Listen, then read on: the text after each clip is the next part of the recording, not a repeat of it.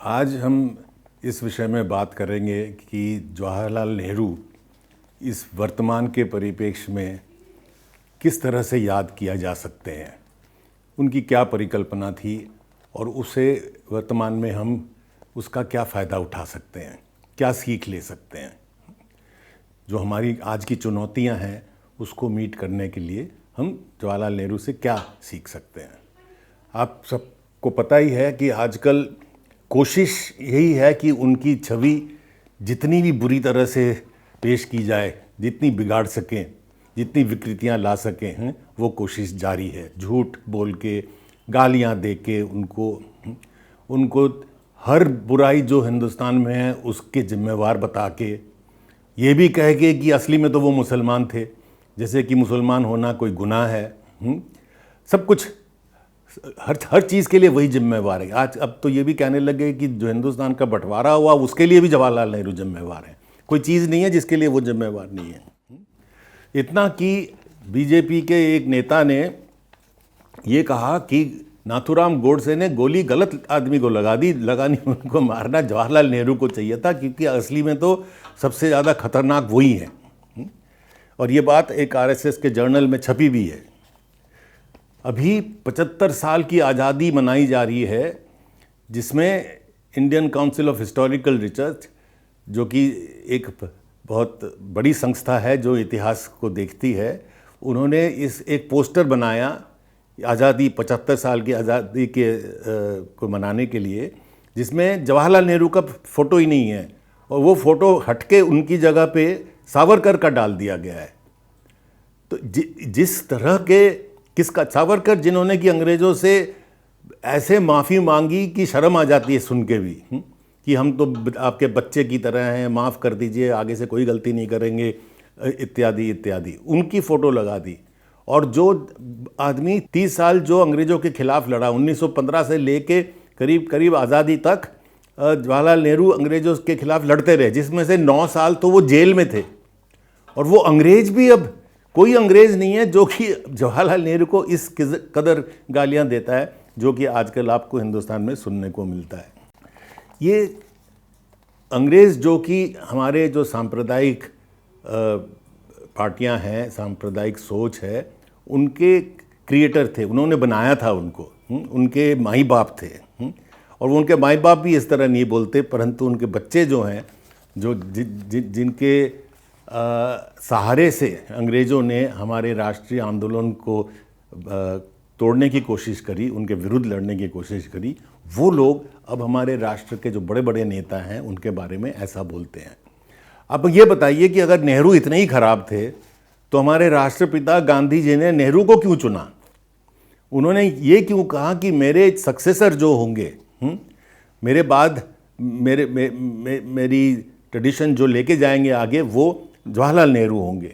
1942 में एआईसीसी के एक स्पीच में गांधी जी ने ये बात बिल्कुल साफ कर दी थी कि और कोई नहीं, इतने बड़े बड़े उनके शागिर्द थे, इतने काबिल शागिर्द थे, जैसे कि सरदार पटेल, सी राजा गोपालाचारी, इन्होंने कहा ये नहीं, जवाहरलाल नेहरू मेरा वारिस होगा, वो मेरी बात आगे लेके जाएगा। तो उन्होंने 42 में ये कहा कि भाई लोग ये कहने लगे हैं कि नेहरू और मेरे में कोई मतभेद आ गई हैं और अलगाव हो गया है। फिर गांधी जी का एक बात समझाने का तरीका बहुत बढ़िया होता था। वो कहते हैं कि ये बात बिल्कुल गलत है, आप पानी को बार बार डंडा मार के पानी में आप विभाजन नहीं कर सकते, उसमें उसको डिवाइड नहीं कर सकते। वैसे ही आप बार बार ये कह के कि नेहरू और मेरे में अलगाव है, ये बार बार कहने से नहीं होता, क्योंकि हमारे बीच का जो बंधन है वो कोई टूटने वाला नहीं है। और आजकल तो आप जानते ही हैं कि हमारे जो नेता लोग हैं आजकल वो हमारे राष्ट्रीय आंदोलन में सबको सबसे विरुद्ध लड़ते हुए ही देखते हैं। भाई गांधी नेहरू से लड़ते थे, भगत सिंह गांधी जी से लड़ते थे, सुभाष बोस नेहरू से लड़ते थे, गांधी जी से लड़ते थे। उनका आपको लगेगा कि हमारी आज़ादी का आंदोलन आपस में लड़ने में ही निकल गया। तो पर गांधी जी उसका मजाक बना रहे हैं, कह रहे हैं आप पानी में बार बार डंडा मारो तो ये नहीं होने लगा। उन्होंने फिर कहा कि मैं हरदम ये मेंटेन करता हूँ कि ना राजा जी सी राजागोपालाचारी, ना सरदार पटेल, बट जवाहरलाल नेहरू मेरे सक्सेसर होंगे। और जब मैं चला जाऊंगा, गांधी जी कह रहे हैं, नेहरू मेरी बोली में बोलेगा, मेरी भाषा बोलेगा। और कहते हैं अगर ये नहीं होता है तो मैं इस विश्वास के साथ ही मरना चाहूँगा कि वो मेरी भाषा बोलेगा ना। इतना बड़ा विश्वास जिसके साथ गांधी जी मरना चाहते थे कि नेहरू उनकी भाषा बोलेगा, वो क्यों था? उसका कारण ये था कि हमारे आज़ादी के आंदोलन के जो कुछ मुख्य मौलिक मूल्य थे, जो मैं शॉर्ट में 5 मुख्य मूल्य हमारे आज़ादी के आंदोलन थे, वो नेहरू से ज़्यादा कोई भी उसके लिए लड़ना और उसको समझना और उसको इम्प्लीमेंट करने में उनसे ज़्यादा काबिल और कोई नहीं था। ये 5 मूल्य जिसको कि रविंद्रनाथ ठाकुर ने आइडिया ऑफ इंडिया कहा था, कि भारत की परिकल्पना क्या होगी, जो आज़ाद भारत होगा उसकी क्या परिकल्पना होगी, उसको आइडिया ऑफ इंडिया कहा था। उस परिकल्पना में ये 5 चीज़ें हैं। पहली बात है सबसे ज़रूरी आज़ादी, आत्मनिर्भरता, सेल्फ रिलायंस। दूसरी बात लोकतंत्र, जो भारत बनेगा वो लोकतंत्र बनेगा। और तीसरी बात, जो ये दूसरी बात से बिल्कुल जुड़ा हुआ है, कि भारत में धर्मनिरपेक्षता रहेगा, सेक्युलरिज्म रहेगा। क्योंकि अगर आप सेक्युलर नहीं हैं, अगर आप धर्मनिरपेक्ष नहीं हैं, तो आप लोकतंत्र नहीं हो सकते। और अगर आप लोकतंत्र हैं तो आपको धर्मनिरपेक्षता करनी ही पड़ेगी। आप ये नहीं कह सकते कि हम लोकतंत्र हैं पर एक जाति के लोग जो हैं उनको हमारी वोट से आधी वोट मिलेगी, या वोट ही नहीं मिलेगी, है ना, क्योंकि हम मेजॉरिटी में हैं। उसको लोकतंत्र नहीं कहते हैं। सिर्फ मेजॉरिटी से इलेक्शन जीतने से लोकतंत्र नहीं बनता है। आप ये समझिए कि मान लीजिए कि अमेरिका में इलेक्शन में ट्रंप जीत जाते हैं और वो कहते हैं कि अमेरिका में जो ब्लैक्स हैं उनके जो वोटिंग राइट्स होंगे वो घट होंगे, मतलब वो एक रेसिस्ट पोजीशन लेते हैं, वाइट सुप्रीमेसिस्ट पोजीशन लेते हैं मान लीजिए, और जीत जाते हैं। तो क्या इसका मतलब अमेरिका में लोकतंत्र आ गया? तो लोकतंत्र सिर्फ मेजॉरिटी से नहीं होता है। लोकतंत्र में और भी कुछ होते हैं, जैसे कि हर एक तबके का, हर एक की उसमें भागीदारी होनी होती है। इसीलिए सेक्युलरिज्म और धर्मनिरपेक्षता और लोकतंत्र एकदम एक ही बात है। इन दोनों शब्दों को आज़ादी के टाइम पे इकट्ठा यूज़ किया जाता था, सेक्युलर डेमोक्रेसी बोला जाता था। तो चौथी बात जो हमारे आज़ादी के लड़ने वालों के परिकल्पना में थी, वो थी गरीब नवाजी, प्रो पुअर ओरिएंटेशन। और जो 5वीं बात थी वो थी कि जो फ्यूचर भारत होगा, जो भविष्य का भारत होगा, वो एक आधुनिक सोच, एक आधुनिक वैज्ञानिक सोच, जिसको नेहरू जी साइंटिफिक टेम्पर कहते थे, उसके आधार पे होगा, ना कि एक अंधविश्वास और पुराने रीति रिवाजों के ऊपर आधारित होगा, बल्कि एक आधुनिक फ्यूचर साइंटिफिक सोच के ऊपर आधारित होगा ना। ये सारी चीज़ें के लिए नेहरू जी इन मूल्यों के लिए लड़ाई में सबसे अव्वल नंबर पे थे। और गांधी जी का ये विश्वास था कि भारत आज़ाद होने के बाद जो देश की गठन होगी, नेशन बिल्डिंग जो होगा, वो इन मूल्यों के साथ करना पड़ेगा, और उसमें नेहरू जी के आगे और कोई नहीं है, इसीलिए उनको चुना गया था। और ये जो गांधी जी ने सोचा, उसका टेस्ट जो है वो भारत आज़ाद होने के बाद पहले दिन से ही शुरू हो गया। सबसे बड़ी चुनौती जो आई वो आज़ादी के साथ साथ आई। उस वक़्त आज़ादी के साथ टाइम पे आपको मालूम है कि 1947 में आज़ादी होती है, पर 46 से लेके 48 तक ये 2-3 साल भारत में जो एक सिचुएशन था जिसमें कि इतने दंगे हुए, इतने फसाद हुए, इतने लोग मरे कि इसको यूरोप के होलोकॉस्ट सिचुएशन के साथ कंपेयर किया जाता है। जबकि जर्मनी में जब जूस की किलिंग हुई थी, जहाँ पे 60 लाख जूस मारे गए थे, कहते हैं उस किस्म की अवस्था यहाँ पे भारत में आई हुई थी। कलकत्ते से शुरू होती है, कलकत्ता किलिंग्स 46 में होती है, नोआखाली में मार धाड़ होती है, वहाँ पे राइट्स होते हैं, फिर उसके रिटेलिएशन में बिहार में होते हैं 46 में, फिर पार्टीशन के राइट्स होते हैं। पार्टीशन में जो राइट्स होते हैं उसमें 5 लाख लोगों की तो हत्या हो जाती है और करीब 60 लाख रिफ्यूजी बनते हैं, मतलब अपने घर से उजड़ के इधर से उधर भागते हैं। तो आप सोचिए कि एक उस वक़्त की सोच कितने सांप्रदायिक साथे बिल्कुल नफ़रत से भर गई थी कि लोग एक दूसरे को मार रहे थे। और इसी सोच के बीच में गांधी जी की हत्या कर दी जाती है एक नाथूराम गोडसे से, जो कि सावरकर के शिष्य थे और जो आरएसएस से जुड़े हुए भी थे पहले। तो इन्होंने गांधी जी की हत्या कर देते हैं। तो आप सोचिए कि एक माहौल बन जाता है। तो उस वक़्त एक धर्मनिरपेक्ष लोकतंत्र बनाना सबसे बड़ा चुनौती था। वो कैसे हो सकता था?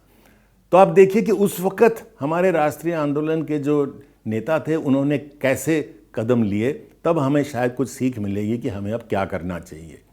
गांधी जी ने जब ये राइट शुरू हुए, वो उठ के सीधा गांव में पहुंच गए, नोआखाली में। नोआखाली एक रिमोट सी जगह है बंगाल में, वो वहाँ पहुँच गए और वो कहते हैं कि मैंने वहाँ पर ये सब दंगे रोकने के लिए 46-47 ये वक्त है जबकि भारत की आज़ादी का सारा नेगोशिएशन चल रहा है, ट्रांसफ़र ऑफ पावर होने वाला है। दुनिया में एक बहुत महत्वपूर्ण, सारे 20वीं शताब्दी का शायद सबसे महत्वपूर्ण मौका है ये कि भारत सबसे बड़ा कॉलोनी जो है वो आज़ाद होने वाला है। और उसके नेगोशिएशन के वक्त गांधी जी गायब, जो इस आंदोलन के लीडर थे वो गायब। तो बाकी लीडरों ने कहा गांधी जी आप कहाँ हैं, आप वो नोआखाली में बैठे हो, अब कब तक वहाँ रहेंगे? तो उनका जवाब था कि जब तक, as long as it takes, जितनी ज़रूरत है मैं वहाँ रहूँगा। और वो वहाँ 4 महीने तक एक गांव से दूसरे गांव, दूसरे गांव से तीसरे गांव पैदल चलते रहे वो दंगे फसाद को रोकने के लिए। उन्होंने कहा कि ये आज़ादी का क्या वैल्यू है जिसमें if what use is this freedom if the soul of India is destroyed. अगर भारत की आत्मा को ही आप तोड़ देते हो तो आज़ादी का क्या मतलब है? तो भारत की आत्मा उनके मन में क्या है? भारत की आत्मा उनके मन में ये है कि हर एक आदमी बराबर होगा, चाहे वो हिंदू हो, चाहे मुस्लिम हो, चाहे वो कोई भी रिलीजन का हो, धर्मनिरपेक्षता, ये उनके मन में भारत की आत्मा थी। ठीक है, तो ये गांधी जी तो वहाँ बैठे हैं। जवाहरलाल नेहरू क्या करते हैं? वो इंटरिम गवर्नमेंट के प्राइम मिनिस्टर थे। गांधी जी नोआखाली में बैठे हैं और जो बिहार में राइट्स हो रहे हैं नोआखाली के बदले में, यहाँ मुसलमान मारे जा रहे हैं, वहाँ उधर हिंदू मारे जा रहे थे। तो जवाहरलाल नेहरू वहाँ पहुँच जाते हैं, अकेले नहीं, अपनी पूरी कैबिनेट को साथ ले जाके। उसमें सरदार पटेल, राजेंद्र प्रसाद, मौलाना आज़ाद, जयप्रकाश नारायण, आचार्य कृपलानी, सबके सबको उठा के वो पहुँच जाते हैं बिहार और कहते हैं कि मैं यहाँ बैठा रहूँगा जब तक ना ये राइट्स रोकते हैं। और वो रोक के जाते हैं और वहाँ जाके वो कहते हैं कि कोई एक दूसरे पे हाथ नहीं उठाएगा।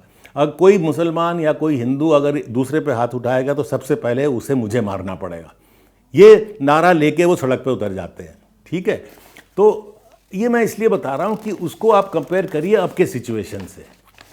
दिल्ली से कुछ किलोमीटर दूर किसी को ये सोच के कि भाई किसी के फ्रिज में कौन सा मांस रखा हुआ है, आदमी को खींच के बाहर निकाला जाता है और उसकी चमड़ी उधेड़ दी जाती है, मार दिया जाता है। और कोई बड़ा लीडर वहाँ नहीं पहुँचता कोई। और ये मैं एक किस्सा बता रहा हूँ, ऐसे तो मुजफ्फरनगर राइट्स भी होते हैं, कितने राइट्स हो रहे हैं। क्या हमारी जो सारे राजनीतिक लीडर हैं वो वहाँ से गायब दिखते हैं, ना कि उसको रोकने की कोशिश। तो ये एक सबसे बड़ी सीख तो नेहरू जी से ये देखना है कि धर्मनिरपेक्षता लोकतंत्र बनाने में उसको लाना बहुत ज़रूरी है। और ये फिर गांधी जी, नेहरू की एक बात बहुत इम्पॉर्टेंट है, इसीलिए इनको इतनी गाली दी जाती है। नेहरू जी ने ये कहा कि गांधी जी का जो हत्या हुई ये किसी एक पागल आदमी का काम नहीं है कि दिमाग फिर गया उसका, उसने जाके गांधी जी की हत्या कर दी। नेहरू जी ने कहा, और इन्होंने अपने लिखित में, अपने चीफ मिनिस्टर्स को लिखित में उन्होंने कहा कि ये एक साजिश का हिस्सा है, ये एक कोशिश है एक कू करने की। कू मतलब कि ज़बरदस्ती एक देश पे अपना कब्ज़ा डालने की। और ये जो कब्ज़ा डालने की कोशिश है ये है आरएसएस की कोशिश, राष्ट्रीय स्वयंसेवक वालों की, ताकि जो देश अब बनेगा वो इस चिंताधारा से बनेगा कि अब हम, उनको लग रहा था कि अब जो ये मार धाड़ का एटमॉस्फेयर है जहाँ पे हिंदू मुस्लिम फीलिंग इतना बढ़ा हुआ है, ये मौका है कि हम एक भारत को एक हिंदू राष्ट्र बनाएं, धर्मनिरपेक्ष नहीं, सेक्युलर नहीं, लोकतंत्र नहीं, पर एक हिंदू राष्ट्र बनाएं। जैसे कि पाकिस्तान में एक वो मुस्लिम देश बना है, भारत एक हिंदू देश बनेगा, ये उनकी कोशिश थी। पर नेहरू जी ने ये नहीं होने दिया। नेहरू, मैं सिर्फ एक एग्जांपल दे रहा हूँ, सिर्फ अकेले नेहरू नहीं कर सकते थे। उस वक़्त के सारे जो हमारे आज़ादी के लीडर्स थे वो सब अभी जिंदा थे। तो ये सब मिलके उन्होंने ये तय किया कि जो पहला इलेक्शन होगा 1950 का इलेक्शन, 50 और 51 का, ये याद रखिए कि उसके बाद ऐसा कभी पहले नहीं हुआ। उस इलेक्शन में इन्होंने कहा कि इस इलेक्शन में हम सिर्फ एक पॉइंट रखेंगे, इसको एक हम रेफरेंडम की तरह लेंगे कि जनता से ये पूछा जाएगा, उनको इस पे वोट देना पड़ेगा कि क्या, किस किस्म की भारत हम चाहते हैं। ये पहला इलेक्शन है, किस किस्म की भारत हम चाहते हैं। क्या हम एक हिंदू राष्ट्र चाहते हैं, क्या हम पाकिस्तान की छवि बनना चाहते हैं हिंदुस्तान में, और ना कि हम एक सहनशील, एक टॉलरेंट, एक धर्मनिरपेक्ष लोकतंत्र बनना चाहते हैं। तो आप सुन के हैरान होंगे कि ये 2-3 साल अभी हुए थे, इतने बड़े बड़े राइट्स हो गए, इतने लाखों लोग मरे इत्यादि, उसके बावजूद उस इलेक्शन में भारत की जनता ने बहुत ज़्यादा नंबर्स में नेहरू जी के और हमारे राष्ट्रीय आंदोलन के पोजीशन को सपोर्ट किया। नेहरू जी, इसके लिए मैं एक एग्जांपल देता हूँ, करीब 40,000 किलोमीटर उन्होंने टूर किया था और उनके पास कोई 8,000 करोड़ का प्लेन नहीं था जो आजकल हमारे लीडरों के पास होते हैं। और करीब 3.5 करोड़ लोगों को उन्होंने संबोधित किया, जैसे कि मैं आपसे बात कर रहा हूँ, डायरेक्टली। तो नतीजा ये हुआ कि ये जो सांप्रदायिक पार्टियां थीं, जैसे हिंदू महासभा, राम राज्य परिषद और ये वो, इन सबको मिलके सारे लोकसभा में सिर्फ 10 सीट मिले थे। सारी सांप्रदायिक पार्टियों को मिलके 499 में से 10 सीट मिले थे और 6% वोट मिला था। मतलब 94% भारतवासियों ने ये कहा कि हमें तो एक धर्मनिरपेक्ष सेक्युलर देश ही बनाना है। तो ये एक हमको उस वक़्त से एक सीख देखनी चाहिए। फिर अब देख रहे हैं आप, फिर माहौल कैसे बिगड़ा जाता चला जा रहा है, हिंदू मुस्लिम हुआ जा रहा है। अब ये हमको याद करना चाहिए कि उस वक़्त भी हम भारत को बचाया गया था इससे, और अब भी शायद बचाया जा सकता है। नेहरू ने एक बात बड़ी पते की बताई थी जिसको हमें याद रखना चाहिए। उन्होंने कहा था कि भारत में अगर कभी भी लोकतंत्र को खतरा होगा, अगर भारत में फांसीवाद आएगा, तो वो कौन सा रूप लेगा? तो उन्होंने कहा वो लेगा बहुसंख्यकों की सांप्रदायिकता, मेजॉरिटेरियन कम्युनलिज्म, ये रूप लेके आएगा। इसे हमें आज बहुत ध्यान रखना चाहिए कि अगर हमें अपना लोकतंत्र बचाना है तो ये जो बहुसंख्यक का जो मेजॉरिटी का जो ये सांप्रदायिकता है, उससे हमें बचना है। दूसरी सीख हम नेहरू से जो लेना चाहिए वो है कि लोकतंत्र कैसे बनाया जाता है। ये क्यों ज़रूरत पड़ गई इस सीख की? हम अपना छाती तान के सारे दुनिया में कहते थे कि देखो ये सारे जो न्यूली इंडिपेंडेंट कंट्रीज़ हैं उनमें से सिर्फ हम ही एक डेमोक्रेसी है, हम ही एक लोकतंत्र हैं, दुनिया का सबसे बड़ा लोकतंत्र। पर आजकल दुनिया भारत को सबसे बड़ा लोकतंत्र नहीं मानती है। आजकल जितने भी रिपोर्ट्स बने हैं, डेमोक्रेसी इंडेक्स, लोकतंत्र नापने के इंडेक्स बने हैं, उसमें अब भारत को लोकतंत्र नहीं कहा जा रहा है, उसको एक फ्लॉड डेमोक्रेसी कहा जा रहा है कि लोकतंत्र जिसमें अब खोट आ गई है। स्वीडन के वीडेम इंस्टीट्यूट ने जो अभी सर्वे किया उसमें उन्होंने भारत को कैटेगरी में डाला कि ये डेमोक्रेसी नहीं है, ये एक इलेक्टोरल ऑटोक्रेसी है। मतलब चुनावी जीत से एक ऑटोक्रेसी है, ये लोकतंत्र नहीं है। और ये सारे इंस्टीट्यूट्स ने जिन्होंने भारत को अब लोकतंत्र नहीं है कह रहे हैं, उन्होंने अपने कारण बताया कि क्यों भारत लोकतंत्र नहीं है। कारण वो ये बता रहे हैं कि अब सरकार के आशीर्वाद से अब anti minority feeling, anti Muslim feeling को बढ़ावा दिया जा रहा है और उन पे दबाव डाला जा रहा है, नंबर 1। दूसरी बात, जो नागरिक की एक स्वतंत्रता होती है, सिविल लिबर्टी जिसको कहते हैं, उस पे बहुत बड़ा चोट पड़ रहा है। और तीसरी बात है फ्रीडम ऑफ एक्सप्रेशन, बोलने की आज़ादी, प्रेस की आज़ादी, अपने सोच की आज़ादी, ये भारत में ये खास करके 1914 के 2014 के बाद से घटता दिख रहा है। इसलिए भारत में वो कह रहे हैं डेमोक्रेसी अब लोग बिल्कुल एक सही लोकतंत्र अब नहीं माने जाते। अब देखिए नेहरू का क्या रोल था। नेहरू जी ने आते ही कहा कि लोकतंत्र में बोलने की आज़ादी, प्रेस की आज़ादी जो है ये नॉन नेगोशिएबल है, इस पे कोई नेगोशिएशन नहीं होता। गांधी जी कहते थे ये वाटर ऑफ लाइफ है, पानी की तरह है। पानी को कभी आप डाइल्यूट कर सकते हो, दूध को कर सकते हो, पानी को डाइल्यूट नहीं कर सकते। वैसे ही नेहरू ने कहा कि ये नेगोशिएबल नहीं है। फ्रीडम ऑफ एक्सप्रेशन तो सबको होनी चाहिए, बिल्कुल। कहते हैं अगर सिविल लिबर्टी, फ्रीडम अगर आपकी चली गई तो देश की जो सारी जो वाइटैलिटी है वो खत्म हो जाएगी। फिर उन्होंने कहा फ्री प्रेस का मतलब क्या है। वो कह रहे हैं फ्री प्रेस का मतलब है कि वो आपको कड़े से कड़ी आपकी निंदा कर सके।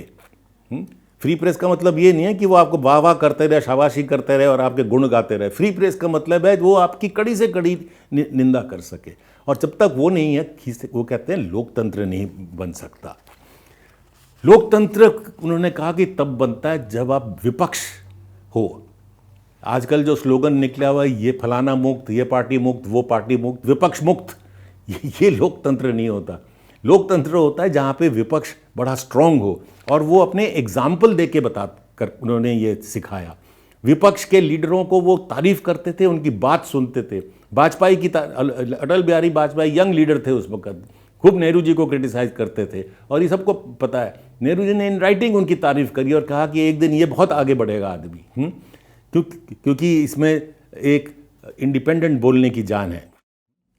उन्होंने फिर एक लेक्चर दिया जिसमें उन्होंने कहा कि भारत एक बहुत विविधता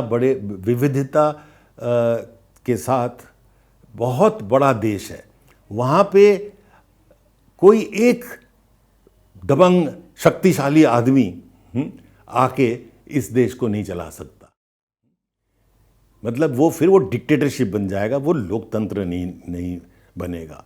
और ये जैसे मैंने कहा, पार्लियामेंट को रिस्पेक्ट करना, पार्लियामेंट में जाना, उसमें अपोजिशन को अलाउ करना, बोलना। नेहरू जी बैठ के सारे 8-8, 9-9 घंटे की स्पीचेस सुनते थे, कभी उठ के नहीं चले जाते थे। आजकल देखिए पार्लियामेंट खाली पड़ा रहता है, जो स्पीच दे रहे हैं और 3-4 लोग बैठे रहते हैं, लीडर सब अपने घरों में है। दूसरा उन्होंने कहा कि लोकतंत्र में कैबिनेट सिस्टम होना चाहिए। ये नहीं है कि एक आदमी है वही सब कुछ डिसाइड करेगा। आपके जो मिनिस्टर्स हैं वो अपने अपने जो एरियाज हैं उसमें वो एक्सपर्ट्स को लेके वो डिसाइड करेंगे। ये CD देशमुख जो फाइनेंस मिनिस्टर थे, उनके बायोग्राफी में ऑटोबायोग्राफी में उन्होंने लिखा है कि कैसे नेहरू जी के पहले मिनिस्ट्री में थे। नेहरू जी उनको डांटते थे कि कहते हर चीज़ मुझे मत पूछो, आप अपना डिसीजन खुद लो। प्रेस को पूरी आज़ादी थी, कार्टूनिस्ट को पूरी आज़ादी थी। लक्ष्मण तो फेमस ही हो गए थे नेहरू जी पे, इतने कार्टून बनाते थे। जुडिशरी को आज़ादी थी। और सबसे बड़ी बात, नेहरू जी इसमें बहुत स्ट्रांग थे कि यूनिवर्सिटीज़ जो हैं उसमें पूरी आज़ादी होनी चाहिए। नेहरू जी का जवाहरलाल नेहरू यूनिवर्सिटी में अभी भी वो स्लोगन लिखा हुआ है। वो कहते हैं एक यूनिवर्सिटी जो है वो मानवतावाद, सहनशीलता और रीज़न का प्रतीक है, जिसमें खुले सोच का रोमांच होना चाहिए, एडवेंचर ऑफ आइडियाज़। और जब अगर यूनिवर्सिटी इस तरह के हों तो देश में सब भला है। और अब आप क्या देख रहे हैं, उसका उल्टा यूनिवर्सिटीज़ पे अटैक। ये फासीबाद का एक तरीका है कि सबसे पहला अटैक जो होता है वो इंटेलिजेंस या सोचने वाले लोग, और सोचने वाले लोग यूनिवर्सिटी में होते हैं, और इसीलिए यूनिवर्सिटी पे ही अटैक हो जा रहा है।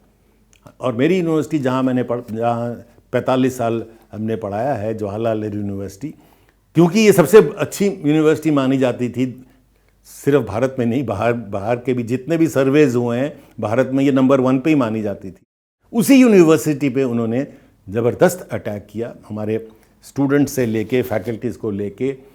अंग्रेजी राज के समय के कानून लगा के सेक्शन 124A, जो कि तिलक, बाल गंगाधर तिलक और महात्मा गांधी पर लगाया गया था, आज़ादी, बोलने की आज़ादी के लिए, वही सेक्शन लगा के हमारे बच्चों पे अब अटैक हो रहा है। अब बच्ची तीसरी बात है, नेहरू से तीसरी सीख क्या ले सकते हैं? लोकतंत्र और धर्मनिरपेक्षता, जो दो आइडिया ऑफ इंडिया के दो इम्पॉर्टेंट आइडियाज़ थे, वो हमने देख लिया। तीसरा जो आइडिया था वो था इंडिपेंडेंस, आत्मनिर्भरता। सिर्फ आत्मनिर्भरता कहने से या प्रधान सेवक कहने से, ये दोनों लफ्ज़ जो हैं ये नेहरू जी के हैं। उसको रिपीट करने से वो हो नहीं जाता है, उसको करना होता है, और वो नेहरू जी ने करके दिखाया।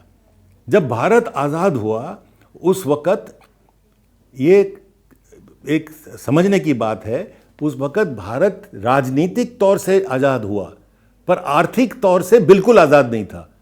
क्योंकि अगर आप कोई भी देश प्रगति करता है तो उसको निवेश करना पड़ता है, इन्वेस्ट करना पड़ता है, फैक्ट्रियाँ लगानी पड़ती हैं, मशीनें चाहिए होती हैं, इन्वेस्ट करने के लिए मशीनें चाहिए होती हैं। और आज़ादी के वक़्त भारतवर्ष में कोई मशीन नहीं बनती थी, कोई नहीं।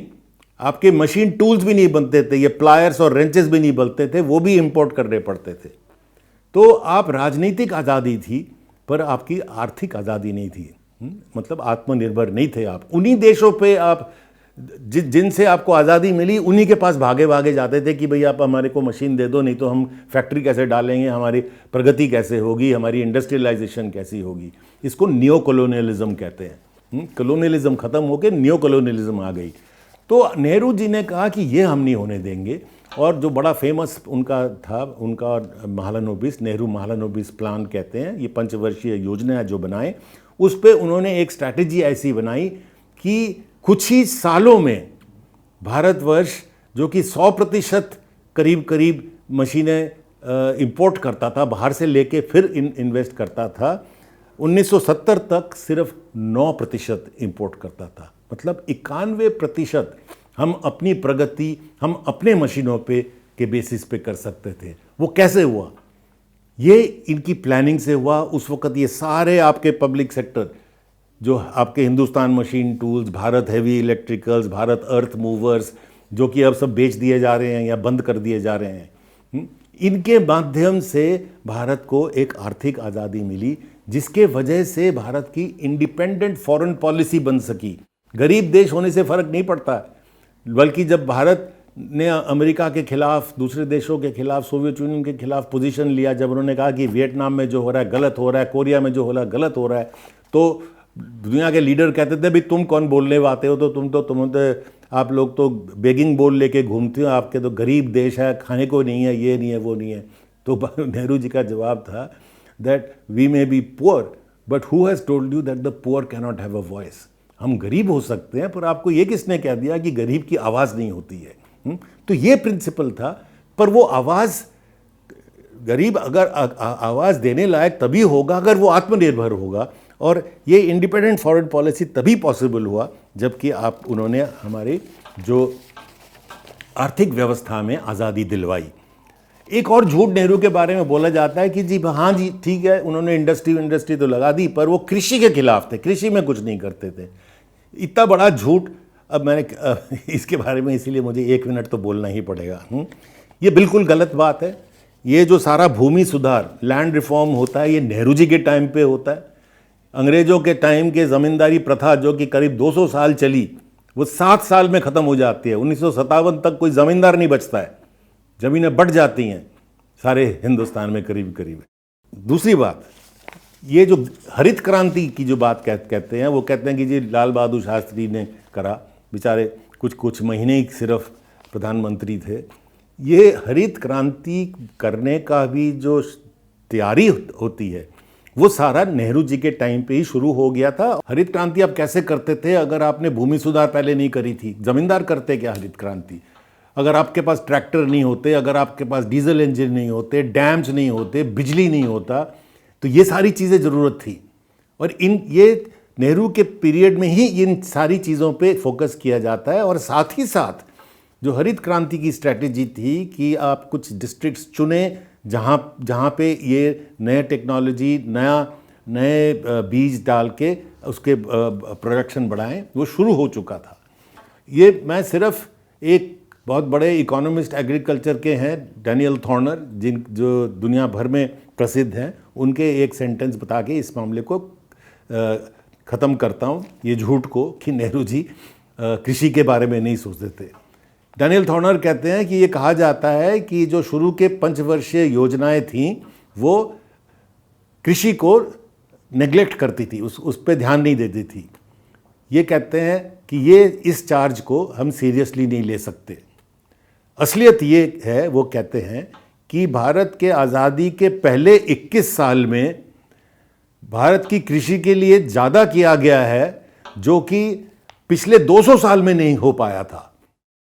तो वही पहले 21 साल में किया गया जो 200 साल में नहीं हो पाया था। तो ये बिल्कुल झूठ है। इसको भी आपको, जब मैं कहता हूँ आत्मनिर्भरता की बात होती है तो ये हर सेक्टर में होनी चाहिए और होनी पड़ती है, और ये नेहरू जी से सीखने वाली है, सिर्फ स्लोगन करने से नहीं हो जाती है। आखिरी में जो चौथा हिस्सा था भारत के परिकल्पना में, आइडिया ऑफ इंडिया में, वो मैंने कहा था वो है एक मॉडर्न साइंटिफिक टेम्पर, आधुनिक वैज्ञानिक सोच। ये नेहरू जी सोचते थे कि आर्थिक आज़ादी के लिए भी ये ज़रूरी है कि जब तक आपके अपने साइंस और टेक्नोलॉजी के इंस्टीट्यूट नहीं होंगे, जब तक आप अपनी रिसर्च करके आप प्रगति की तरफ नहीं जा पाओगे, तब आप फिर दूसरे देशों पे निर्भर करोगे कि वहाँ से टेक्नोलॉजी आएगी, वहाँ से नए नए रिसर्च निकल के आएंगे। इसीलिए शुरू में ही आज़ादी के बिल्कुल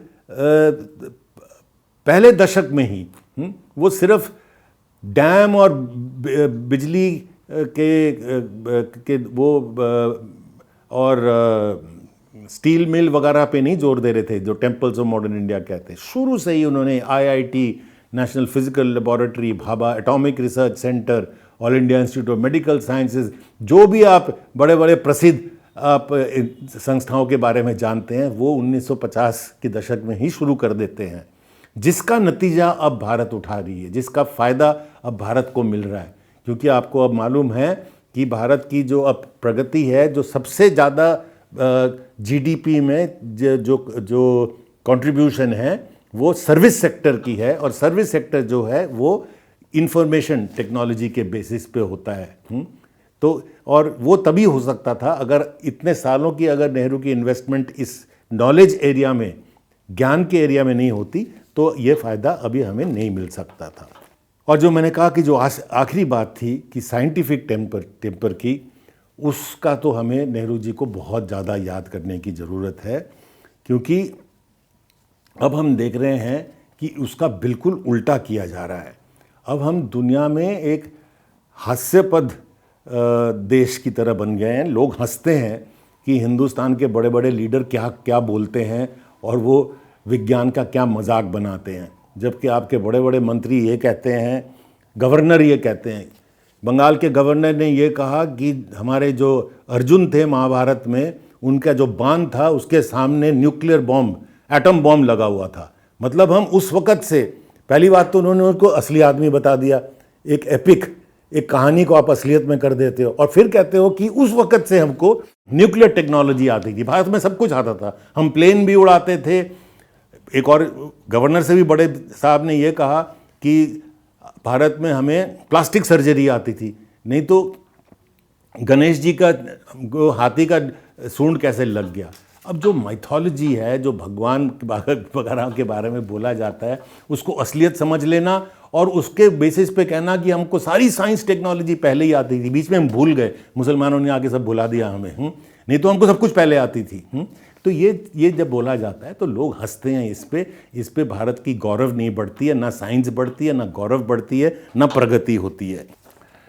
आखिरी में मैं ये कहना चाहूँगा, जो आखिरी पॉइंट था हमारा 5वां, कि आइडिया ऑफ इंडिया की परिकल्पना में कि गरीब नवाजी, पुअर, कि आप अपने देश के गरीबों को नहीं छोड़ के जा सकते। प्रगति सिर्फ जीडीपी ग्रोथ नहीं होती, 8% रेट ऑफ ग्रोथ, सेंसेक्स, तो भाई उसमें गरीब आदमी को क्या मिल रहा है, उसमें से सेंसेक्स कहाँ पहुँच रहा है, शेयर के कीमतें बढ़ रही हैं। तो ये नेहरू जी ने 1952 में, मतलब रिपब्लिक बनने के 2 साल के अंदर वो कहते हैं, मैं पहले अंग्रेजी में बताता हूँ फिर उसका हिंदी में बताता हूँ, if poverty and low standards continue then democracy ceases. अगर गरीबी और कम इनकम चलता रहे तो वो कहते हैं लोकतंत्र खत्म हो जाती है, ये फिर कोई लिबरेटिंग फोर्स नहीं रहता। एंड फिर कहते हैं it must therefore aim to eradication of poverty, political democracy is not enough, economic democracy is also necessary. सिर्फ राजनीतिक आज़ादी, एक वोट देने की आज़ादी से नहीं चलेगा, आपको आर्थिक आज़ादी भी चाहिए, हर एक इंसान को भी आर्थिक आज़ादी चाहिए, देश को तो चाहिए ही चाहिए, पर हर एक इंसान को चाहिए कि अगर आप लोकतंत्र हैं, अगर लोकतंत्र में जनता अगर जनार्दन है तो जनता जो है, आदमी जो है, उसको भी एम्पावर करना पड़ेगा। अब ये तो सबसे बड़ी इस वक्त हमें याद करने वाली चीज़ है, जबकि अब कोरोना के बाद ने अब तो सारी दुनिया में ये फिर से हमारे हिंदुस्तान की यही फ़ोटो अब लगी पड़ी हैं कि गंगा में लाशें बह रही हैं। लोगों के पास इतने पैसे भी नहीं हैं कि अपने घर के लोगों को, अपने माँ बाप जिनकी मृत्यु हो जाती है, कि उनको दफनाया जाए या उनको जलाया जाए, कुछ वो पैसे भी नहीं है, वो नदी के किनारे छोड़ देते हैं, नदी में बहा देते हैं। ये हालत जिस देश की हो गई है तो वो अपने आप को लोकतंत्र नहीं कह सकता। आज़ादी के कुछ ही साल पहले हमारे राष्ट्र कवि रविंद्रनाथ टैगोर, नोबेल प्राइज़ जिनको मिला था, उन्होंने एक बहुत पते की बात कही थी कि उन्होंने कहा कि अब अंग्रेज़ों को एक दिन तो जाना ही पड़ेगा, पर अंग्रेज़ जो इतने सालों से यहाँ रहे, जब जाएंगे तो क्या कीचड़ और गंद छोड़ के जाएंगे, मड एंड फिल्थ छोड़ के जाएंगे।